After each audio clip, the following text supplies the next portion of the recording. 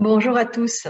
Cette semaine, je vous propose un petit partage à propos de la nouvelle Terre et ce que j'ai appelé reset et désidentification totale. Avant ça, je voudrais remercier tous les nouveaux abonnés qui ont rejoint cette chaîne. Je vous remercie du fond du cœur pour votre fidélité, vos partages, vos commentaires, les questions. Et je remercie aussi les personnes qui font des dons au travers de mon site pour la contribution à plus de vidéos, plus de partage, plus de conscience. Donc cette semaine, je vous disais que j'ai intitulé cette vidéo Nouvelle Terre parce que je suis en train de relire un livre de Eckhart Tolle que j'avais lu en 2012 ou en 2013. Et à l'époque, on ne parlait pas encore de Nouvelle Terre. Et lorsque j'ai lu ce livre, je me suis dit, bon, finalement, ça n'amène pas grand-chose par rapport à tout ce que j'ai déjà pu lire d'Eckhart Tolle.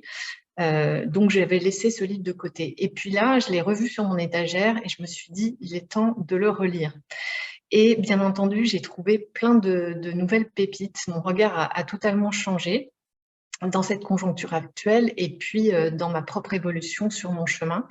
Ça me permet d'avoir une nouvelle perspective sur la lecture et en particulier sur un passage où Eckhart Tolle, à qui je rends hommage parce que je trouve qu'il est vraiment génial. Il apporte quelque chose dans notre époque que je trouve personne d'autre n'amène. Pour moi, c'est vraiment un guide guérisseur de l'humanité parce que dans ses livres, il va permettre de prendre conscience en fait de tout ce qui est monté à l'envers en nous, de nos mécanismes pathologiques, de tout ce qui dysfonctionne au travers de notre mental et de notre ego. Et le simple fait de pouvoir lire ce qu'il propose avec sa façon de le présenter, ça permet déjà de faire une partie du travail de prise de conscience pour pouvoir s'en libérer progressivement et retrouver notre souveraineté, hein, tout simplement. Donc, Eckhart Tolle, dans ce passage que j'ai lu, avec ses mots et la façon dont il l'exprime, qui est totalement intégrée, ça amène quelque chose en plus. Parce que cette idée, j'en avais déjà pris conscience, cette idée, c'est je n'ai rien fait, je n'ai rien fait concrètement pour venir m'incarner dans mon corps. Je ne fais rien pour que ma respiration se fasse. Je n'ai pas besoin de penser pour que le sang coule dans mes veines. Je n'ai pas besoin de réfléchir pour digérer. Je n'ai pas besoin de faire quoi que ce soit pour que ma peau cicatrise. Bref, il y a plein de choses, enfin tout en fait se fait en moi de façon spontanée et naturelle. Et tout ça est régi par une intelligence supérieure qu'on peut appeler la vie avec un V majuscule ou qu'on peut appeler Dieu. Et cette intelligence supérieure, elle est parfaitement organisée, elle est toujours équilibrée, elle est dans un renouvellement permanent qui va vers l'accroissement de la vie, la démultiplication de la vie, la création infinie.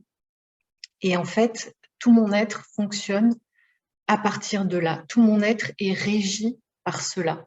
C'est-à-dire, je suis intégrée, je fais partie de cette intelligence supérieure qui fonctionne parfaitement, spontanément et naturellement. Donc, déjà, ça, c'est juste énorme, en fait. Et à partir de là, évidemment, je me demande, mais qu'est-ce qui fait que cette énergie vitale qui traverse mon corps en permanence soit obstruée ou soit gênée, soit freinée dans cet élan vital, dans cette abondance, dans cette profusion d'énergie? Qu'est-ce qui fait que ça bloque?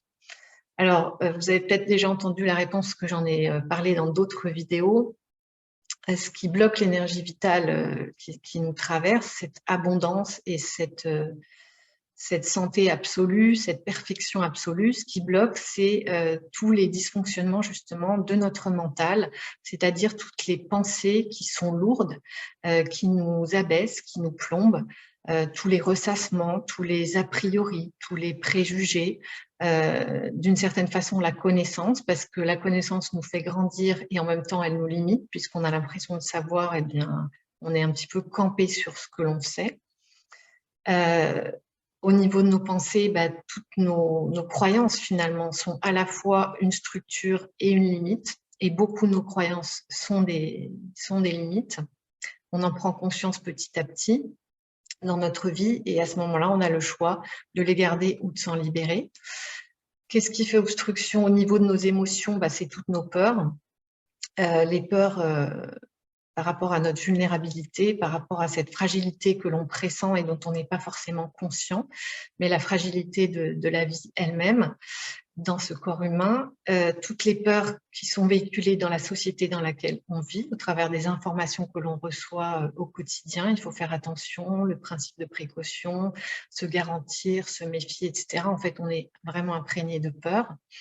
Toutes les peurs qui viennent de nos expériences passées, de nos souvenirs d'expériences désagréables, mais aussi de tout ce qui nous a fait souffrir, qui vient comme une mémoire, comme une charge émotionnelle de peur qui est inscrite en nous. Et ça, c'est pareil, on ne s'en rend pas toujours compte, mais ça fait un nuage, une masse énergétique en nous qui nous fait craindre de revivre quelque chose de désagréable, ce qui fait qu'on se méfie, on ne fait pas confiance aux autres ni à soi. Il peut y avoir aussi toute la tristesse liée à des événements douloureux que l'on a pu vivre. Donc tout ça, on a tous des expériences comme celle-là qui sont engrammées en nous et qui viennent freiner le flot de la vie, le flot de l'abondance, qui nous empêche de recevoir tout ce dont on a besoin pour pouvoir s'épanouir et rayonner, donner le meilleur de nous-mêmes, pour pouvoir être souverain, c'est-à-dire pleinement conscient. Et donc, maintenant qu'on sait que ce qui nous bloque, ce qui bloque à l'intérieur de nous concrètement, qu'est-ce que je peux faire par rapport à ça?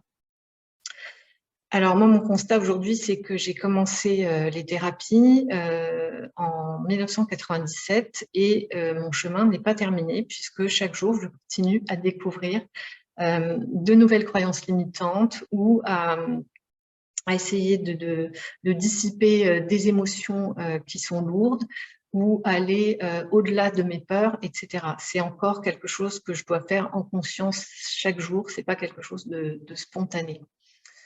Donc, pour moi, ça fait donc une vingtaine d'années que je suis dessus, entre guillemets, et je constate que pour les plus jeunes générations qui ne sont pas paramétrées pareil, ça va un peu plus vite, mais qu'il y a toujours ce travail de découverte et de défrichage en fait qui se fait jour après jour.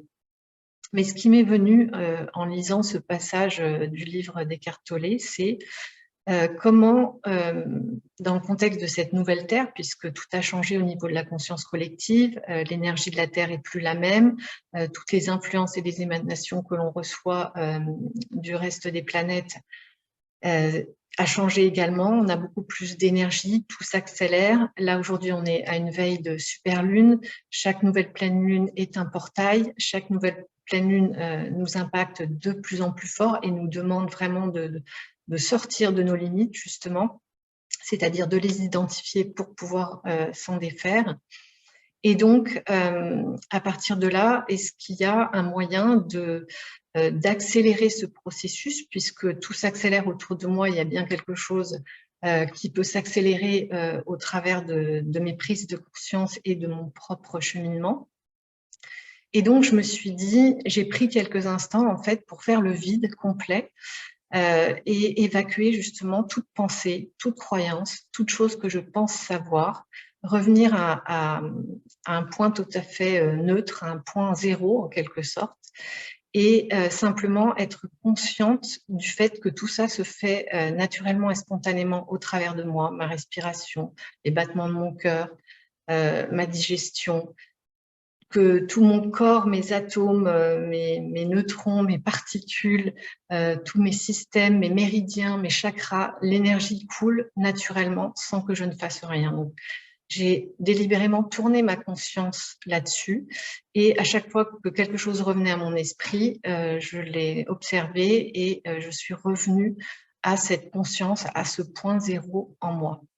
Et là, j'ai eu comme une vision d'une lumière très forte qui me traversait Donc, je ne sais pas si c'est une conséquence de mon mental qui a commencé à fabriquer des images.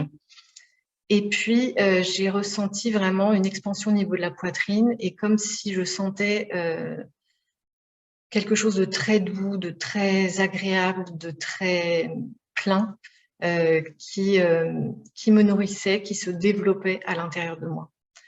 Donc, voilà, c'est juste un constat que j'ai trouvé très agréable.